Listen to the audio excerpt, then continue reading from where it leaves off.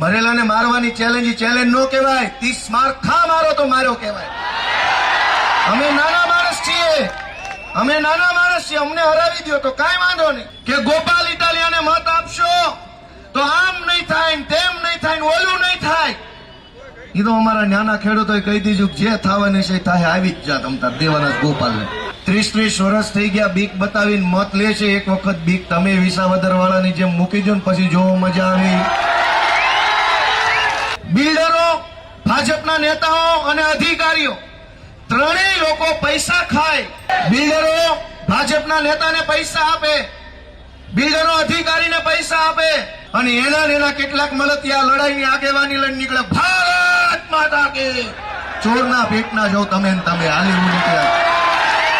તમારું આ પાપ તમારું છે, તમે આ પાપ કર્યું છે। લોકોને રિઝર્વેશન વાળી જગ્યાએ આખી રાત ઊંઘ નો આવે।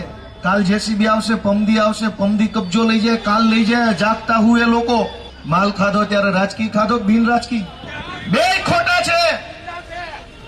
બે ખોટું બોલીને આખા કતાર ગામને ઉજાગરા કરાવે મત માટે થઈને। એવી રીતે કહે છે કે હું ગાંધીનગર ગયો અને મેં ખખડાવીને મુખ્યમંત્રીને કહી દીધું કે અમારા રિઝર્વેશન હટાવવું જ પડશે। પણ હું ખખડાવ્યું હોય ડેલો 27 સીટોમાંથી તમને 0 કરી દઈશું એવી ચેલેન્જ પાટીલે મારી। ભાઈ કેન્દ્રમાં સરકાર તમારી, રાજ્યમાં તમારી, મેયર તમારા, એટલા બધા પાણી વાળા હોય તો કરી દો। 1 મહિનામાં આખા કતારગામના દસ્તાવેજ જાઓ, મારો ચેલેન્જ એવી।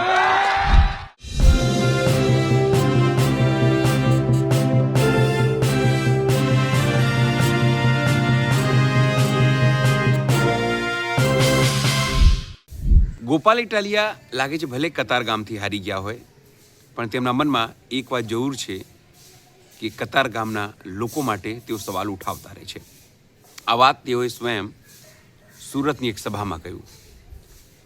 તેમણે કીધું કે કતારગામના જે ધારાસભ્ય છે તે કતારગામની ટીપીની સ્કીમને લઈને કોઈ સવાલ પૂછતા નથી, મેં પૂછ્યું છે। જ્યારે પણ મત લેવાની વાત આવે તેઓ સ્થાનિકોને ડરાવે છે, ધમકાવે છે અને મત લઈ લે છે। પણ આ વખતે તેઓએ અપીલ કરી કે લોકો, મતદારો એવી રીતે આ ભાજપના નેતાઓને ડરાવે કે પછી તેઓ આવવાનું ભૂલી જાય અને પછી જો કઈ રીતે જે સ્થિતિ બદલાય છે અને લોકોની જિંદગીમાં કઈ રીતે મજા આવે છે। નમસ્કાર, હું છું ચિંતામણી પુત્રેલ પટેલ, સ્વાગત છે આપનું અમારા આ કાર્યક્રમમાં। આવો સાંભળીએ ગોપાલ ઇટાલિયાએ આ મુદ્દે શું કહ્યું। ગુજરાતની વિધાનસભાનું 1 મહિનાનું સત્ર ગયું। વિધાનસભાની સરકારી વેબસાઇટ ઉપર કતારગામના ધારાસભ્યએ એક પણ પ્રશ્ન પૂછ્યો નથી એવો રેકોર્ડ બતાવે છે। અને આ ધારાસભ્ય અહીંયા કતારગામમાં લોકોના મસીહા બનીને આવે છે કે જ્યાં સુધી તમે મને મત આપશો ત્યાં સુધી હું રિઝર્વેશન તમારું છે એને કાંઈ નહીં થવા દઉં, હટાવવા નહીં દઉં, તોડવા નહીં દઉં, ફોડવા નહીં દઉં।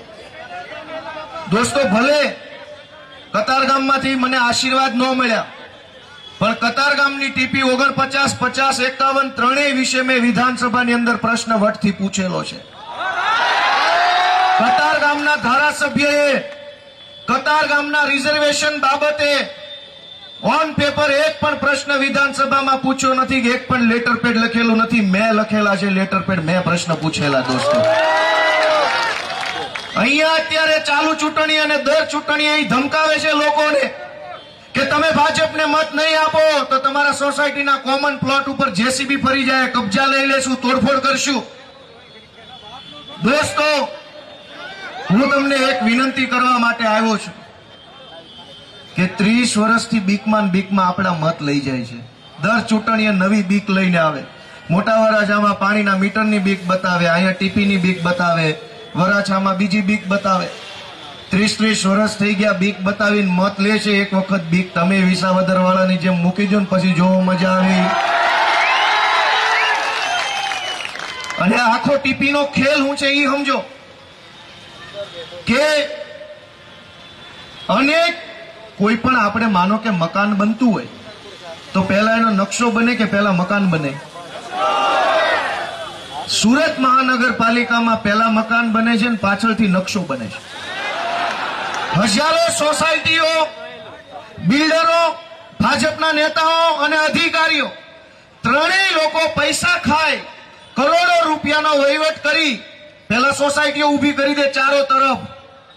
સોસાયટી બની ગયા પછી પાછળથી ટીપીનો નકશો આવે એટલે તમારી બની બનાવેલી સોસાયટીની જગ્યા ઉપર નકશો હોય કે અમારા નકશામાં તો આ જગ્યા બતાવે છે.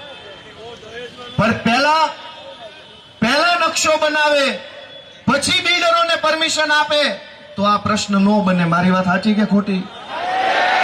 બિલ્ડરો ભાજપના નેતાને પૈસા આપે, બિલ્ડરો અધિકારીને પૈસા આપે, નેતા અને અધિકારી પૈસા ખાઈને બદલાઈ જાય, અધિકારીની બદલી થઈ જાય, નિવૃત્ત થઈ જાય, નેતાની ટિકિટ કપાઈ જાય અથવા બીજી વાર ન જીતે, નેતા અને અધિકારી પૈસા વાળા થઈ જાય, બિલ્ડર પૈસા વાળા થઈ જાય અને ત્રણેય મળીને તમને સોસાયટી હોપતા જાય. જીવો ત્યાં સુધી દુખી થજો. અને આ ખેલ માત્ર કતારગામમાં નહીં, આખા ગુજરાતની અંદર ટીપીના નામે આ ખેલ હાલે છે કે પેલા બાંધકામ કરી લેવાનું મન ફાવે એવું, પછી પાછળથી ટીપી આવે. અત્યારે મોટા વરાછાથી ઉપર ઉમરા વેલેન્જાની અંદર સુડાના નામે આ ખેલ હાલે છે, કામરેજમાં ખેલ હાલે છે કે પેલા જલ્દી ટીપી લાગુ ન કરે, બધા જ બિલ્ડરો ગ્રામ પંચાયતની ચીઠીઓ લઈને મન ફાવે એવું બાંધકામ કરી નાખે, પછી વાહેથી ટીપી આવે અને પછી સરકાર કે ભાઈ અમારે તો અહીં જમીન લેવાની નીકળે છે. સમયસર ટીપી લાગુ કરે અને કાયદામાં લખ્યું છે કે 1 વર્ષની અંદર ટીપી બહાર પાડીને પૂરી કરી દેવાય. કતારગામની ટીપી 49, 50, 51 2004માં બહાર પડી, હજુ 2026માં પૂરી નથી થઈ. હવે કેદી થાય? મિત્રો, આ દર ચૂંટણી આપણને દબાવે છે અને એના કેટલાક મળતિયા લડાઈની આગેવાની લઈને નીકળે. ભારત માતા કે ચોરના પેટના જો તમે હાલી નીકળ્યા. તમારું આ પાપ તમારું છે. તમે આ પાપ કર્યું છે. લોકોને રિઝર્વેશન વાળી જગ્યાએ આખી રાત ઊંઘ નો આવે. કાલ જેસીબી આવશે, પમદી આવશે, પમદી કબજો લઈ જાય, કાલ લઈ જાય, જાગતા હુએ લોકો.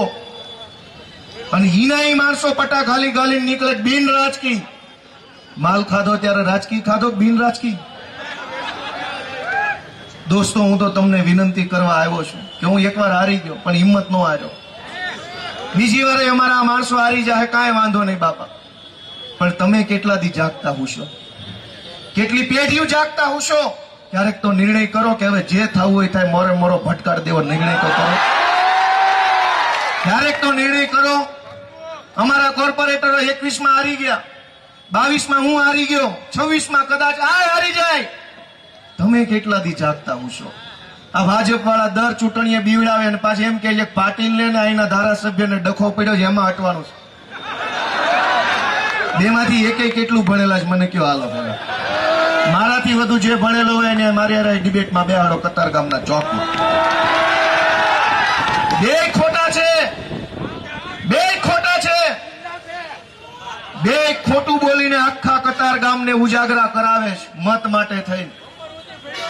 કેમ કે આનું નિરાકરણ આવી જાય તો તમને દબાવવાના કેમ? દર ચૂંટણીએ રિઝર્વેશનનું જો નિરાકરણ આવે તો દર ચૂંટણીએ સોસાયટીના પ્રમુખોને, આગેવાનોને બધાને કેવી રીતે દબાવવાના? દર ચૂંટણીએ મત હેરવી એકાય, મુદ્દો લટકતો રાખી એકાય ને એટલા માટે આને એક સરસ મજાનું હાથમાં આવી ગયું છે. આમાં અમારું તો કાંઈ નુકસાન નથી મારા વડીલો. અમે તો પહેલાય લડતા હતા પછી લડતા રહેવું. પણ તમે વિચારો ક્યાં સુધી અમને માલવા દેવું? તમે વિચારો કે કેટલા દી હાલ છે. અને દોસ્તો, તમે એક વાત એ સમજો કે આ લોકો એવું કહે છે કે ભાઈ ગાંધીનગર જઈને મુખ્યમંત્રીને રજૂઆત કરી આ ટીપી બાબતે. ન્યા હું હાલે એ હું તમને ખરેખર કહી દઉં. અહીંયા જયારે ધારાસભ્ય આવે, આઈના હોય કે ગોંડલના હોય કે પછી ગમે ના હોય, દરેક ધારાસભ્યો પોતાના મત વિસ્તારમાં જઈને વિસ્તારના આગેવાનોને, લોકોને એવી રીતે કહે છે કે હું ગાંધીનગર ગયો અને મેં ખખડાવીને મુખ્યમંત્રીને કહી દીધું કે અમારા રિઝર્વેશન હટાવવું જ પડશે. પણ હું ખખડાવ્યું હોય? ડેલો મુખ્યમંત્રીના રૂમની બહાર ઉભા રહે, સાહેબ આવું, સાહેબ આવું, ખટખટ આવું, ખખડાવે આવું, બોલો કે નહીં ભાગાજી. પછી ખખડાવીને કે તો અમારું ટીપી વાળું છે સાહેબ કરી દેજો ને પ્લીઝ. અને બારથી વયો જાય. પછી અહીં આવીને કે ખખડાવીને કહી દીધું પણ બાવણું. મુખ્યમંત્રી રૂમમાં કરવા નથી દેતા. કોઈની કાંઈ ઓકાત નથી. કેમ કે રિઝર્વેશનનો મુદ્દો, ટીપીનો મુદ્દો સોસાયટીમાં જ કેમ? એકેય બિલ્ડરોને કેમ તકલીફ ન પડી ભાઈ? એકેયના ચાલુ પ્રોજેક્ટ ઉપર કેમ રિઝર્વેશન ન આવ્યું? તમારી સોસાયટીમાં જ રિઝર્વેશન કેમ? એક પણ બિલ્ડરના પ્રોજેક્ટમાં નહીં, ભાજપના નેતાઓના પેટ્રોલ પંપો પર નહીં, એમણે બનાવેલા કોમ્પ્લેક્સમાં ન આવ્યું. આ મેઇન રોડે અનેક કોમ્પ્લેક્સો ભાજપના લોકોએ બનાવ્યા છે, એની ઉપર રિઝર્વેશન નું આવ્યું. તમારી સોસાયટીના કોમન પ્લોટ ઉપર જ કેમ આવ્યું? કેમ કે દર ચૂંટણીએ મત દેવા મળશે. દર ચૂંટણીએ મત નહીં દો તો આમ થઈ જશે, તેમ થઈ જશે. એકવાર કઈ કેમ નથી દેતા? જે થવાનું એ થઈ જાય, આવી જાય, આમો પટકાઈ જવાનું થાય છે. આ વખતે કેમ નથી કહી દેતા? એક વખત વિસાવદરની ચૂંટણીમાં ભાજપ વાળા એમ કહેતા હતા નાના લોકોને કે ગોપાલ ઇટાલિયાને મત આપશો તો આમ નહીં થાય, તેમ નહીં થાય, ઓલું નહીં થાય. એ તો અમારા નાના ખેડૂતોએ કહી દીધું જે થવાની છે થાય, આવી જ જા તમતા દેવાના ગોપાલને. તો શું ખરાબ થઈ ગયું ભાઈ લોકોનું? કોને કોને ગોળીઓ મારી દીધી? ક્યાં સુધી આવું કરશું? તમે જરાક વિચારો તો ખરા કે ક્યાં કેટલા દિવસ આવું હાલશે? અને આમાં અમારું શું નુકસાન છે? અમે તો એક વાર નહીં હારી ગયા, 2 વાર હારી ગયા, 3 વાર હારી ગયા. લડ્યા કરશું, બોલ્યા કરશું, અવાજ ઉઠાવ્યા કરશું, પણ આવું જીવન ક્યાં સુધી? અનેક લોકો, હું અહીંયા કતાર ગામમાં પાર્કિંગમાં રહેતો હતો, સમજવા જેવી વાત છે. અનેક લોકો પાર્કિંગમાં રહે છે. એક રૂમ હોય, નાનું એવું રસોડું હોય ને એક ટોયલેટ હોય. શેઠની ગાડી પડી હોય પાર્કિંગમાં, એટલે હાલવાની જગ્યા ઓછી હોય. સાહેબ, પાર્કિંગમાં જે માણસ રહેતા હોય, હું અલગ અલગ 3 સોસાયટી પાર્કિંગમાં રહ્યો, જ્યાં રહેતો તેને બધાને ખબર છે, મારું નામ નથી બોલવું. પાર્કિંગમાં જે લોકો રહે છે, એક તો એ આખી સોસાયટી ફાઇલ વાળે છે, એનો માલિક છે એ ઉજાગરા કરે છે. એ પાર્કિંગમાં રહેનારા માણસની વેદના જુઓ કે હું પાર્કિંગમાં રહું છું, પણ મારે મારા છોકરાઓને ભણાવી ગણાવીને કંઈક એવું બનાવવાના છે ને કે આ પાર્કિંગમાંથી હવે હું છૂટું ને કંઈક ઘરના બંગલા વાળો થાવ. એ સપનું બધાનું છે, પણ ભણાવવા ક્યાં મૂકશું? ઘરની નજીકમાં એક સારી સરકારી શાળા નથી કે જ્યાં તમને તમારા છોકરા મૂકવાનું મન થાય કે જા બેટા ભણ્યા. માંડ મહેનત મજૂરી કરીને તમે જે કમાતા હોય એ અડધા પૈસા ફીમાં વહી જાય. છોકરા સેજ મોટા થાય તો એને લખવા વાંચવું હોય. હું પાર્કિંગમાં રહેતો ને ત્યારે મને આ તકલીફ પડતી કે વાંચવું હોય ને તો વાંચવાની જગ્યા આખા ઘરમાં ન હોય, કેમ કે ઘર એટલું નાનું હોય ને માણસ 4-5 હોય. કયા ખૂણે બેહીને વાંચો? અનેક છોકરાઓને વાંચવાની જગ્યા નથી. મા બાપની જિંદગી તો જેમ ગઈ એમ ગઈ, કાંઈ વાંધો નહીં. હીરામાં ગઈ કે મશીનમાં ગઈ, ટેક્સટાઇલમાં ગઈ, પણ છોકરા એને આજ વાંચવું હોય તો ક્યાં જવાનું વાંચવા? સોસાયટીમાં બીજો નાનો મોટો અવાજ આવતો હોય, ઘરની અંદર નાનો મોટો મમ્મી કે દીકરી કે કઈક બહેનો કામ કરતી હોય, છોકરા રમતા હોય, કોકના ઘરના ટીવીનો અવાજ આવતો હોય, પ્રસંગ હોય તો એમાં ઢોલ નગારા વાગતા હોય, કઈક અમારા જેવાની સભાના માઇક વાગતા હોય. આ બધી પરિસ્થિતિની વચ્ચે જે છોકરાઓ નાના મકાનમાં રહે છે, હાકડા મકાનમાં રહે છે, ગાળામાં રહે છે, પાર્કિંગમાં રહે છે, ઈ છોકરાઓએ JEEની, NEETની, UPSCની, GPSCની, PSIની, મામલતદારની, કોન્સ્ટેબલની તૈયારી કરવી હોય તો ક્યાં બેસીને વાંચવાનું? પાટીલે અને સંઘવીએ અમને ચેલેન્જ મારી કે તમારી હત્યા વિષય નહીં આવે, જાઓ. ભાઈ પાટીલ સાહેબ, અમે નાના માણસો છે, અમે સામાન્ય માણસો છે, અમે કોઈ રાજકીય ખાનદાનમાંથી નથી આવતા. તમે બધા શક્તિશાળી માણસો કેવાઓ, પૈસાવાળા કેવાઓ, તમારી પાસે ગુંડા, પોલીસ, સત્તા, તંત્ર બધું છે. તમે અમને હરાવી દો અને 27 માંથી 0 કરી દો, એમાં બહુ મહાનતા નથી. તમે મોટા માણસ છો, નાના માણસ મારી નાખો તેમાં નવાઈ નથી. પણ તમને ભગવાને શક્તિ આપી હોય તો સુરતની અંદર તમારી સરકાર વર્લ્ડ ક્લાસ વિશ્વ કક્ષાની શ્રેષ્ઠ લાઇબ્રેરી અને વાંચનાલય કેમ નથી બનાવતા જ્યાં 10,000 છોકરા બેસીને વાંચી શકે? તમારે અમને હરાવી દેવા, પણ તમે જીતો તો અમારો ગરીબ પાર્કિંગમાં રહેતો એક છોકરો શાંતિથી એસીમાં બેસીને ઈ-બુક વાંચી શકે, કોમ્પ્યુટર ઉપર બેસીને મફતમાં લખી વાંચી શકે. એવા વાંચનાલય કેમ નથી બનાવતા? એવી ચેલેન્જ મારો ને ભાઈ પાટીલ ને સંઘવી સાહેબ કે જાઓ આ ગોપાલ ઇટાલિયન હરાવી દો તો હું બનાવીશ. એવું કેમ નહીં? 27 સીટોમાંથી તમને 0 કરી દઈશું એવી ચેલેન્જ પાટીલે મારી. ભાઈ, કેન્દ્રમાં સરકાર તમારી, રાજ્યમાં તમારી, મેયર તમારા, એકલા બધા પાણી વાળા હોય તો કરી દો 1 મહિનામાં આખા કતાર ગામના દસ્તાવેજ, જાઓ, મારો ચેલેન્જ એવી.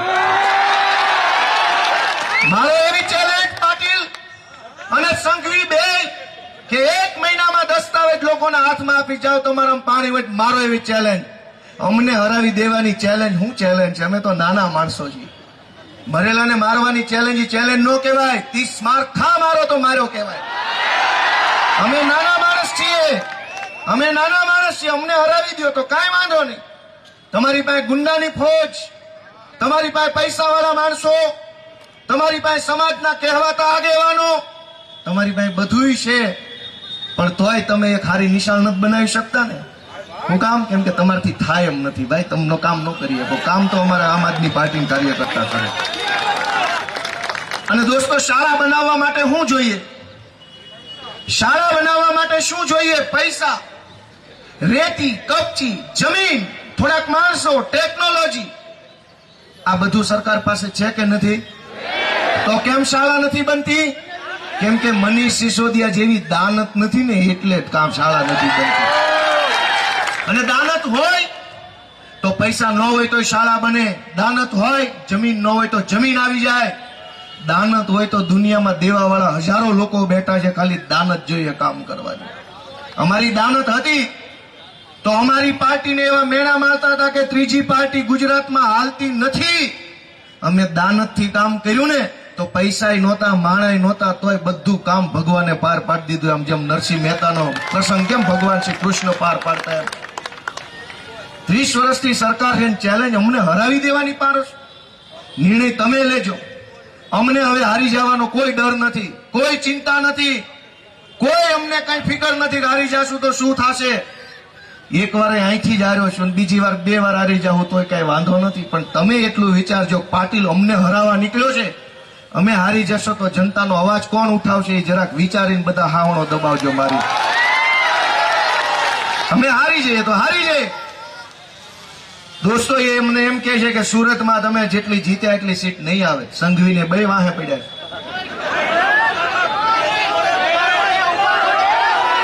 દોસ્તો, એ લોકોને મારે એટલું કહેવું છે કે અહીંયા આપણું સુરત એ વિશ્વ કક્ષાના વેપાર સાથે જોડાયેલું સુરત છે.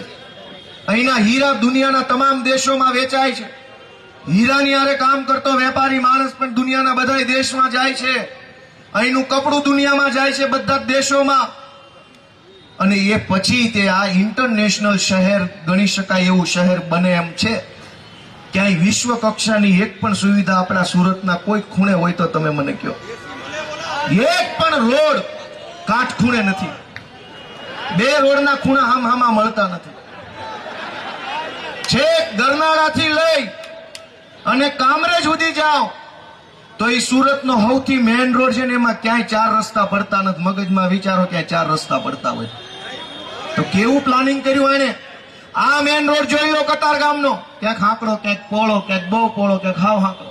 એ ખરખો રોડ નથી. આનાથી એક કાંઠ ખૂણે રોડ નથી બનતા. અને એમ કે છે કે અમે આખો વિશ્વગુરુ બનાવવા નીકળ્યા. હાલી હું નીકળ્યા. 2 પોટલી પીને ભૂલી જાવ શાંતિ.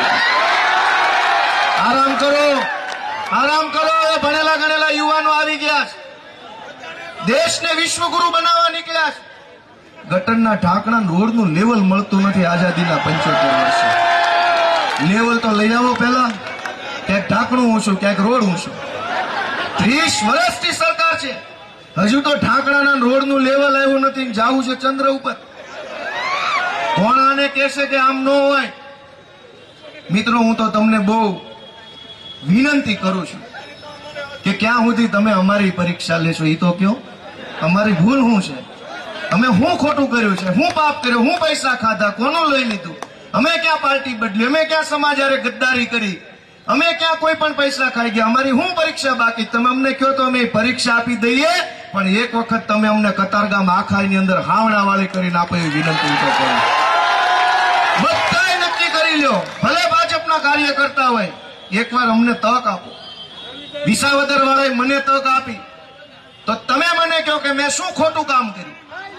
હું ધારાસભ્ય બન્યો અને હમણાં 7-8 મહિના થઈ ગયા. આખા ગુજરાતને જગાડવાનું કામ કર્યું. આ ગુજરાતના ઇતિહાસમાં પહેલી એવી ચૂંટણી છે કે જેમાં હજારો લોકો સ્વયંભૂ, જે સોસાયટીમાં પબ્લિક આવે, જે સોસાયટીમાં ભાજપના નેતા આવે, એ નેતાને પબ્લિક સ્વયંભૂ પ્રશ્ન પૂછતી થઈ ગઈ છે. વાત સાચી છે કે ખોટી? વડોદરામાં, અમદાવાદમાં, રાજકોટમાં, સુરતના પેલી બાજુના વિસ્તારમાં બધે જ જનતા સ્વયંભૂ પ્રશ્ન પૂછતી થઈ ગઈ છે કે ક્યાં હતા, શું કરતા હતા. આટલી હિંમત ક્યાંથી આવી લોકોમાં? આ તો ડરાવા વાળા છે, દર ચૂંટણીએ ડરાવે છે. મિત્રો, ક્યાં સુધી આવું ચાલશે તમે વિચાર કરો. હું તો બહુ નાનો પડું આ બધી વાતમાં, પણ તમે કંઈક અમારો હાથ પકડો, તમે અમને કંઈક આશીર્વાદ આપો. આજ આપણા અનેક યુવાનો, છોકરાઓ આપણા નાની ઉંમરના ગેરમાર્ગે દોરાઈ રહ્યા છે. શું કામ? કેમ કે એમને સાચા માર્ગે લઈ જવાની વ્યવસ્થા આખા સુરતમાં નથી. સાયબર ક્રાઇમની અંદર ખાતા ભાડે આપીને અનેક છોકરાઓની જિંદગી ધૂળ ધાણી થઈ છે. અનેક છોકરાઓએ લોભમાં આવી, લાલચમાં આવી, કોકના કહેવામાં આવીને ખાતું ભાડે આપ્યું. હરિયાણાની પોલીસ પકડી જાય, દિલ્હી પોલીસ પકડી જાય, પંજાબ પોલીસ પકડીને જેલમાં પૂરી દીધા છે. એના મા બાપ રાતા પાણીએ રોવે છે.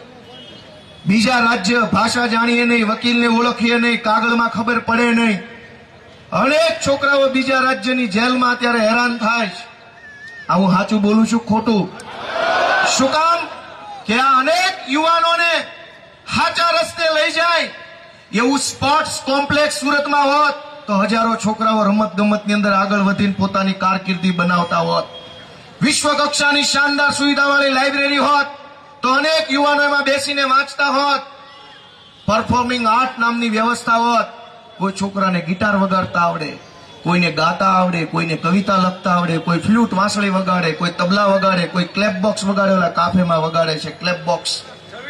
અનેક છોકરાઓની પાસે ભગવાને અનેક કળા આપેલી છે, પણ એ કળા કોને જઈને બતાવવાની?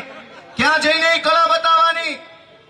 ભાજપના લોકો તો અભણ છે, પણ એને ખબર નથી કે આપણા છોકરાઓમાં ખૂબ ઈશ્વરે શક્તિ મૂકી છે. એને જરાક વ્યવસ્થા આપો ને તો આ છોકરા આખા દેશમાં નામ રોશન કરે એમ છે. આ કાફેની અંદર અનેક દીકરા દીકરીઓ ગાય છે, વગાડે છે, બોલે છે, કવિતા લખે છે. એના માટેની વ્યવસ્થા ક્યાં? પરફોર્મિંગ આર્ટ, એઆઈ આવ્યું, નવી પેઢી જેનજી જનરેશન ઝેડના નવા યુવાનો આવ્યા, એના અલગ લેવલના સપનાઓ છે. એ આ બધી ખચાખચીમાં માનતા નથી. એની દુનિયા આખી અલગ છે. એમ કે છે કોક હારો નેતા મળે તો આ બધાને ભંગારના ભાવે આપી દેવાના થાય. પણ નવી પેઢીના વિચારોને સમજે, નવી પેઢીના યુવાનોની ભાવનાઓને સમજે, નવી પેઢીના યુવાનોના લક્ષ્યને, વિઝનને, સપનાને સમજે એવો નેતા કોણ? પાટીલ. તમારા પરિવારના છોકરાઓ જે 12મું ભણે છે, કોલેજના પહેલા વર્ષમાં છે, બીજા વર્ષમાં છે, એન્જિનિયરિંગમાં છે, મામલતદારની તૈયારી કરે છે, એ નવી પેઢીના યુવાનો એને સમજે એવો નેતા કોણ? સંઘવી, પાટીલ. કોણ એવો નેતા જે તમારા બાળકોના સપનાને સમજે અને તમારા બાળક જેટલી મહેનત કરે એટલી મહેનતી નેતા કરે? નેતા કોણ? દોસ્તો, એકવાર તમે અમને આશીર્વાદ આપો. હું તો તમારી બધી જ્ઞાતિના લોકોને મારી વિનંતી છે, બધી જ જ્ઞાતિના લોકોને તમારા દીકરા ગોપાલભાઈ ઇટાલિયાની 2 હાથ જોડીને વિનંતી છે. ભાઈ સાહેબ, બાપા, વડીલો, માવતા, તમને પગે લાગુ, પણ આ વખતે ભૂલ ન કરતા, મહેરબાની કરજો. અનેક છોકરાઓ દારૂ અને ડ્રગ્સના રવાડે ચડાવ્યા છે આ ભાજપ વાળાએ. બેફામ ડ્રગ્સ મળે છે સુરતમાં, અને સંઘવી એમ કે છે કે કોઈ ચમરબંધી છોડવામાં નહીં આવે, બધાને ભાજપમાં લઈ લેવામાં આવશે. બહાર નો રહેવો જોઈએ. જે કઈ કાંડ કરવો હોય ભાજપમાં રહીને કરો. મિત્રો, 2 મિનિટ શાંતિ રાખો. દોસ્તો, કે કેટલી પીડાઓ આપણે ભોગવવી પડે છે. મને કતારગામનો એક કિસ્સો યાદ છે કે એલા સાંભળો એ મારા વાલીડાઓ, કતારગામમાં હું જયારે અહીંયા રહેતો હતો, કતારગામમાં આંબા તલાવડી વિસ્તારમાં, ત્યારે એક બેનનો મારામાં ફોન આવેલો. મારી બહેનનું નામ, સરનામું બધું છે, આપણે જાહેર નથી કરવું, સોસાયટી વાળા કન્ફર્મ કરશે, કે એમણે આરટીઈમાં એડમિશન લીધું તેમના છોકરાનું, અને સિટીની બહાર ડુમસ રોડ, પેલું ડુમસ નહીં, પેલું હજીરા રોડ, દાંડી રોડ, હા દાંડી રોડ, રજનીભાઈ ભેગા હતા મારી, દાંડી રોડ ઉપર આવેલી એક હાઈફાઈ સ્કૂલની અંદર એના છોકરાને એડમિશન મળ્યું આરટીઈમાં. હવે એ બહુ મોટા નેતાની સ્કૂલ છે. એણે આ છોકરાને હેરાન કરવાનું ચાલુ કર્યું. અને પ્રિન્સિપાલ ને એનો સ્ટાફ છે એના મમ્મી પપ્પાને ધમકી મારે કે તમે આવકનો દાખલો ખોટો કઢાવ્યો છે, તમારી ઉપર કેસ થશે, તમારા છોકરાને એડમિશન તમે જાતે કેન્સલ કરાવી દો ને અહીંથી નીકળી જાઓ, નકર FIR થશે ને જેલમાં જાશો બધા. આવકનો દાખલો ખોટો શું કામ? તો કે ભાઈ તમારી પાસે પાન કાર્ડ છે, તમે IT રિટર્ન ભરો છો અને તમારી પાસે ઘરનું ઘર છે એટલે તમે આવકનો દાખલો ખોટો કઢાવ્યો. એ પરિવાર બહુ હતાશ થયો અને મને મળ્યા, હું રૂબરૂ મળ્યો અને બહુ રોવા જેવા થઈ ગયા. બેન આદમી તો વધારે ઢીલા પડી ગયેલા, બેની ઢીલા પડી ગયેલા કે અમારે અહીંયા ભણાવવા જ નથી, અમને તો પછી જેલમાં પૂર દેશે, શું કરશું? તમારે 5 રૂપિયાનો નાનો એવો ધંધો કરવો હોય તો આ ભાજપની સરકાર GST કરાવો, રિટર્ન લાવો, પાન કાર્ડ લાવો, ફાન કાર્ડ લાવો, 1 કિલો કાર્ડ માંગે. એટલે તમે 5000 નો ધંધો કરવા માટે બધા પ્રકારના કાર્ડ કઢાવો. ઈ ધંધામાં કમાઓ કઈ નહીં, પણ કાર્ડ નીકળી ગયો એટલે તરત RTI વાળો કહેશે પાન કાર્ડ છે ને એડમિશન નહીં મળે. તો ટેક્સ લેતી વખતે એવું કેમ નથી કહેતા, મ્યુનિસિપલ વેરો લેતી વખતે કે જેના છોકરા સરકારી સ્કૂલમાં એડમિશન મળશે એટલા પાસેથી વેરો લેવો છે, બાકીના લોકો પાસે વેરો નથી લેવાનો? કેમ નથી કહેતા? વેરો બધા પાસેથી લઈ લેવાનો. પણ એક માવતરની લાચારી તો જોવો, છોકરા ભણાવવા માટે પોતે કઈક અપરાધ કર્યો હોય, કોઈ ગુનો કર્યો હોય, કઈક ખોટું કરી નાખ્યું હોય, એવી અંદરથી બીક લાગ્યા કરે સતત કે મેં ખોટું કરી નાખ્યું છે. મેં એને સમજાવ્યા કે આ દાખલો મામલતદારે કાઢ્યો છે, જેટલાનો કાઢ્યો, 1.5 લાખનો કાઢ્યો, 10 લાખનો કાઢ્યો, મામલતદાર શું કામ કાઢ્યો? એની ફરજ હતી ને જોવાની. અને મકાન છે તો મકાન ક્યાં કોકના બૂચ મારીને કે ટીપીના પ્લોટ કુદાવીને કરોડોની કાળે કમાણી લીધા છે? જેને મકાન લીધા એને હીરા ઘસીને લીધા, ટીકી ચોંટાડીને લીધા, લેસ પટ્ટા કાપીને લીધા, બહેનોએ બ્યુટી પાર્લર ચલાવીને મકાન લીધા, કોકે ઘરે જમવા વાળાને જમણવાર જમાડીને પેલું કુકિંગ કરીને લીધા. તમારી કાળી મજૂરીના પૈસે મકાન લીધા. એટલે સરકાર એમ કે છે કે મકાન છે એટલે તમારા છોકરાને અમે નહીં ભણાવીએ, તો ટેક્સ અમે નહીં દઈએ. સરકારી શાળામાં ડ્રો સિસ્ટમ છે, કદાચ કોઈને ખબર હશે, લકી ડ્રો. વેરો લેવામાં તો કોઈ ડ્રો નથી કરતા, જેનો ડ્રોમાં ભાજપ વાળાનો લઈ લો ને વેરો.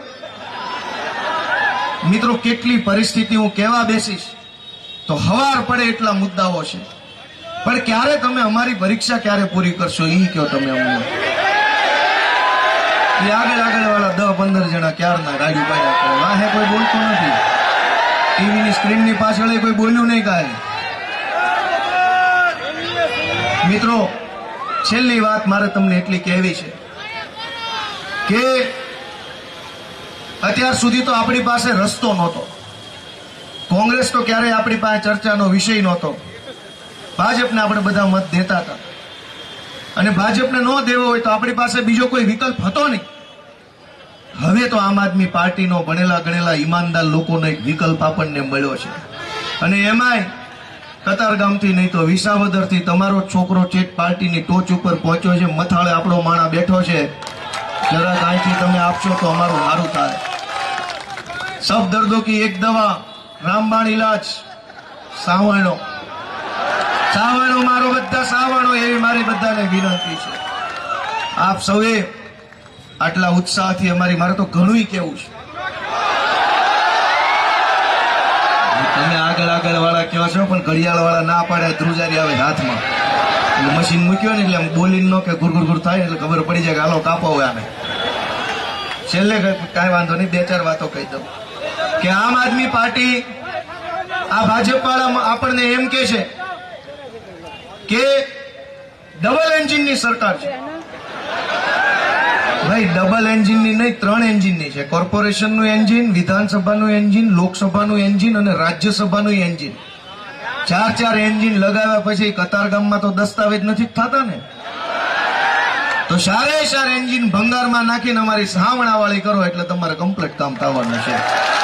4 એન્જિન લગાવ્યા પછી કામ તો થવાનું નથી, ધાક ધમકી મારે છે. ત્યાં ખેડાના સાંસદે કીધું મત નહીં આપો તો ગ્રાન્ટ નહીં દઉં, આવડો અહીંયા ટીપીની ધમકી મારે, ઓલો બીજી ધમકી મારે, 4 બાજુ ધમકા ધમકી ચાલુ થઈ છે.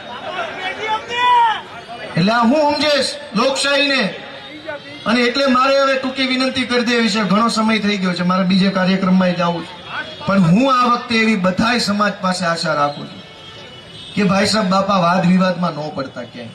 આ જ્ઞાતિનો ઉમેદવાર છે ને, આઈનો છે ને, ઓલો છે ને, આવો છે ને, તેવો છે ને, અમારા હગા ઉભા છે, એ 30 વર્ષથી બધું કરી લીધું ને 30 વર્ષ સુધી આપણી જ્ઞાતિના ને આપણા ગામના ને આપણા તાલુકા વાળા ને આપણા હગાને મત આપ્યો. એ પછી ત્યાં કતાર ગામમાં બાઇકના પાર્કિંગ નથી ને. ઉઠાવી જાય છે ને ગોતાલાવાડીમાં જ ગમે ત્યાં. આપણી જ્ઞાતિ વાળાને મત આપ્યા બાઇક ઉછેના લઈ જાય છે. તમે જેને મત આપ્યા એને ગેરકાયદેસરના બાંધકામોના થડકલા કરીને કરોડો કમાઈ લીધા. તમે મહેનત મજૂરી કરીને 70,000 નું બાઇક લાવત મૂકવાની જગ્યા ન રહેવા દીધી. આપણી જ્ઞાતિના આ કર્યું. બધાએ પોતપોતાની જ્ઞાતિના લોકોને મત આપીને જોઈ લીધું. પછી શાળા નથી, પછી દવાખાના નથી, પછી પાર્કિંગ નથી, પછી ટ્રાફિક જામ છે, પછી ક્યાંય સાફ સફાઈ નથી. એક વખત બધાએ મળીને અમારા હાવણા જ્ઞાતિને મત આપી દો ને તો અમે તે કઈક ગંદકી સાફ કરવામાં લાગી જાય મિત્રો. આપ સૌનો હૃદયપૂર્વક ખૂબ ખૂબ આભાર વ્યક્ત કરું છું. ભારત માતા કી! ભારત માતા કી! જય જવાન! ગોપાલ ઇટાલિયાની વાત સાંભળીને આપને શું લાગે છે જરૂરથી અમારા કોમેન્ટ બોક્સમાં કોમેન્ટ કરજો. એ સિવાય અમારી યુટ્યુબ ચેનલ લાઈક કરો, સબસ્ક્રાઇબ કરો, બેલ આઇકન દબાવો. સાથે અમારી વેબસાઇટ છે www.gujaratplus.in. ત્યાં પણ જઈને તમે વધુ અપડેટ થઈ શકો છો. અત્યારે માટે બસ આટલું જ. નમસ્કાર.